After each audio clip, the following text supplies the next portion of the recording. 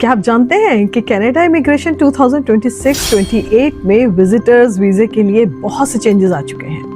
अब temporary visitors को approve करना पहले जैसा नहीं रहा, क्योंकि गवर्नमेंट ऑफ कनाडा ने क्लियरली बता दिया है कि अब सिर्फ well documented and genuine applicants को ही अप्रूवल मिलेगा। और उसका क्या तरीका होगा वो भी मैं आपको बताती हूँ। अगर आप भी कनाडा विजिट करने का सोच रहे हैं तो ये वीडियो आपके लिए एक मुकम्मल गाइड है।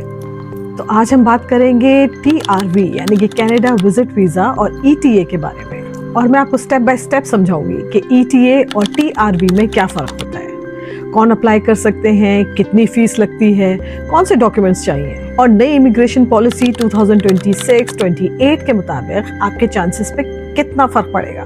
तो इसके लिए तो ये वीडियो आपको फुल देखनी पड़ेगी। अस्सलाम वालेकुम, मैं हूँ इरम आबिद और आपको वेलकम करती हूँ unlock Canada with Iram Abid. So without any further ado, let's start from point one. What is TRV? TRV का मतलब है टेम्पररी रेजिडेंट वीज़ा, यानी वो वीज़ा जो आपको टेम्पररी बेसिस पर कनाडा में एंटर होने के लिए परमिशन देता है, चाहे आप टूरिज्म, फैमिली विजिट या बिजनेस मीटिंग के लिए जा रहे हो। ये वीज़ा उन ममालिक के शहरियों के लिए ज़रूरी है जहाँ पे वीज़ा रिक्वायरमेंट्स मौजूद हैं, जैसे कि Pakistan, India, Bangladesh, UAE, Saudi Arabia वगैरह। इम्पॉर्टेंट नोट, TRV सिर्फ एंट्री की इजाज़त देता है, final decision airport immigration officer ही लेता है। Number 2, what is ETA? ETA का मतलब है इलेक्ट्रॉनिक ट्रैवल ऑथराइजेशन। ETA उन शहरियों के लिए है जो कि वीज़ा एग्जेम्प्ट कंट्रीज में रहते हैं। उन्हें किसी फिजिकल वीज़ा की ज़रूरत नहीं होती, बस ऑनलाइन एक इलेक्ट्रॉनिक अप्रूवल लेना होता है जो उनके पासपोर्ट से लिंक हो जाता है। ये 5 साल या पासपोर्ट की एक्सपायरी तक वैलिड रहता है। ETA फी सिर्फ $7 है, $7 यानी कि Canadian dollars, and only on online payment. For example UK, France, Germany, Australia, Japan वगैरह के शहरियों को ETA चाहिए, TRV नहीं। एलिजिबिलिटी यानी कि कौन अप्लाई कर सकता है। आप विजिट वीज़ा के लिए एलिजिबल हैं अगर आपका मकसद टेम्परेरी विजिट है, यानी कि टूरिज्म, फैमिली विजिट या फिर बिजनेस मीटिंग वगैरह। आपके मुल्क में स्ट्रॉन्ग टाइज हैं, जॉब, फैमिली या प्रॉपर्टी वगैरह शो करना होगा। आपके पास काफ़ी फंड्स हैं अपने स्टे के लिए, आपका ट्रैवल रिकॉर्ड क्लीन है और आप क्लियरली दिखा सकते हैं कि आप विजिट के बाद वापस जाएंगे। This is most important thing. Number 4, document requirements. Valid passport कम से कम 6 माह के लिए वैलिड होना चाहिए। डिजिटल फोटोग्राफ्स जो कि IRCC की स्पेसिफिकेशन के मुताबिक हो। बैंक स्टेटमेंट 3 to 6 मंथ्स की, ताकि फाइनेंशियल स्टेबिलिटी आप दिखा सकें। जॉब लेटर या बिजनेस प्रूफ, इनविटेशन लेटर अगर किसी ने बुलाया है तो। Travel history optional but strong factor. Return ticket और आइटिनरी, फैमिली और property ties proof. Number 5, application process यानी दरख्वास्त देने का तरीका। नंबर 1, IRCC वेबसाइट पे जाएं, यानी कि www.canada.ca। फिर वहां पे चेक करें कि आपको TRV चाहिए या ETA।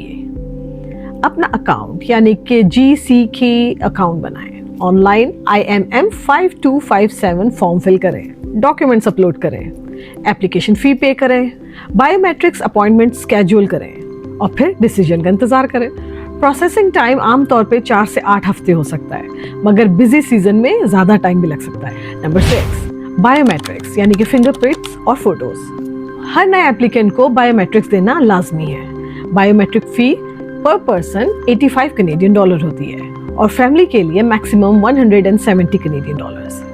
बायोमेट्रिक्स 10 ईयर्स तक के लिए वैलिड रहता है, यानी अगर आपने पिछले 10 साल में बायोमेट्रिक्स किया है तो दोबारा करना नहीं पड़ेगा। नंबर 7, वीज़ा फी यानी कि मुकम्मल fee structure. Canada visitor visa fee, TRV and ETA fee.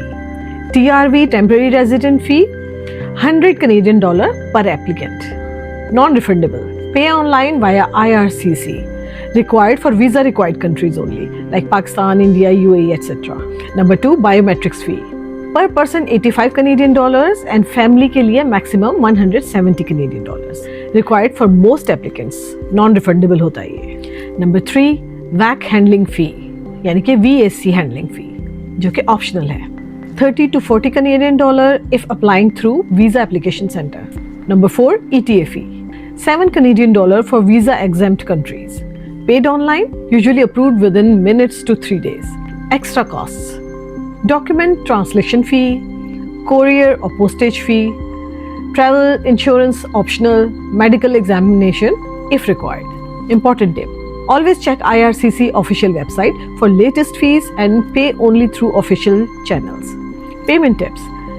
Pay only through the official IRCC portal. Avoid third party or fake agents. Keep your payment receipts as proof. सिर्फ certified agents and lawyers से ही आप consult कीजिए please, क्योंकि इसमें बहुत fraud होता है। Number 8, financial proof, यानी अब IRCC फाइनेंशियल वेरिफिकेशन पर ज्यादा जोर दे रहा है। इंश्योर करें कि आपके अकाउंट्स में इतने फंड्स हों कि आप अपने स्टे और ट्रैवल कंफर्टेबली मैनेज कर सकें। फॉर एग्जाम्पल, सोलो ट्रैवलर यानी एक ट्रैवलर के लिए 1 वीक के लिए कम से कम 2500 से लेके 3000 कैनेडियन डॉलर्स या इक्विवेलेंट होना चाहिए। फैमिली ट्रैवलर्स प्रोपोर्शनली ज्यादा अमाउंट दिखाएं और साथ में अटैच करें बैंक स्टेटमेंट लास्ट 6 मंथ्स की, बिजनेस इनकम प्रूफ या salary slips, sponsor letter if you have any. Number 9, travel history. अगर आपने पहले UK, USA, यूरोप, UAE या फिर ऑस्ट्रेलिया का विजिट किया है तो ये आपकी एप्लीकेशन को स्ट्रॉन्ग बनाता है। IRCC ऐसे एप्लीकेंट्स को प्रेफर करता है जिन्होंने रिस्पॉन्सिबल ट्रैवल रिकॉर्ड दिखाया हो। Number 10, at port of entry, Canada पहुंचने पर। जब आप कनाडा पहुंचेंगे तो इमिग्रेशन ऑफिसर आपसे कुछ बेसिक सवालात करेगा, जैसे कि purpose of visit, duration of stay, funds proof, return ticket.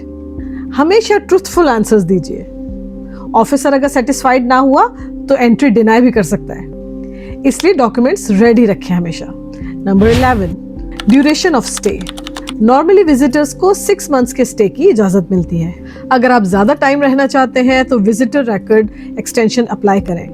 आपके करंट वीजा खत्म होने से 30 दिन पहले करना ये जरूरी है। Number 12, common refusal reasons.